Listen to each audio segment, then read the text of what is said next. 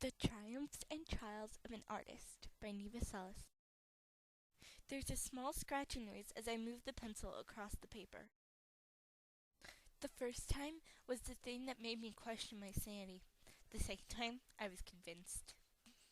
Some days, I'll let it roam free.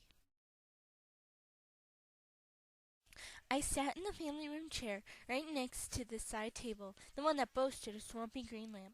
I was reading the local newspaper when, out of the corner of my eye, I saw it.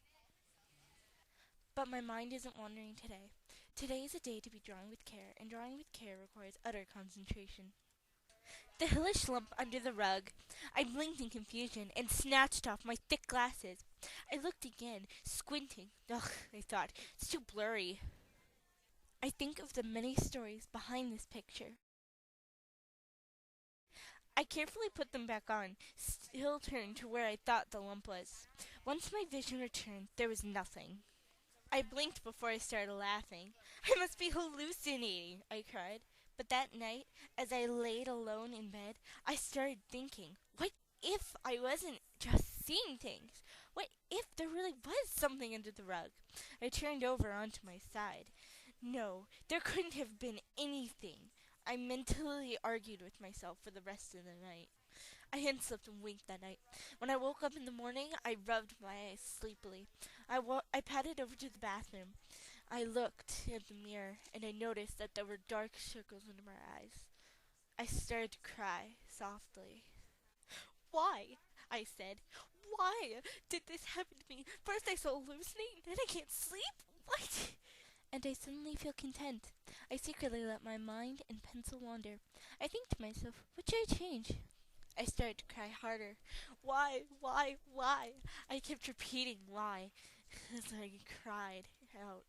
I wanted to hug something. I needed to hug something. Or I needed to get to a mental hospital. Then I began to think of all the amazing artists who were all certainly better than me. I kept thinking about that lump. I kept thinking, and then my heart started beating fast and furiously. It hurt my chest. It felt like there was being a big drum beating inside my chest. I started to cry harder. Why? Why? I padded back to bed and I passed out, so exhausted. 2 weeks later, I saw it again, the hellish lump. I jumped up from my seat. I grabbed a wooden chair and I held it above my head tightly, glaring at that lump. I started to scream, and then I played whack-a-mole with the little lump and the giant chair. I bashed the lump with the chair, hearing splat after splat. There was blood staining the carpet. I was scared, and I started to cry again. I abruptly dropped my pencil with a clatter. Panting, I looked at the splat. I looked at the blood-stained rug. I cried like the little crybaby I was. This is too much. I was a murderer. I killed something. What did I kill? What? I sit, my thoughts of depression taking over my brain. My thoughts have turned into a sinful darkness. The next night, I felt a sharp stab into my leg. I looked there, and there was a little mole-like animal. It looked up at me. It had a sharp knife. It had plunged deep into my leg, where there was a crimson blood coming out, staining the knife and staining the bed. I cried again.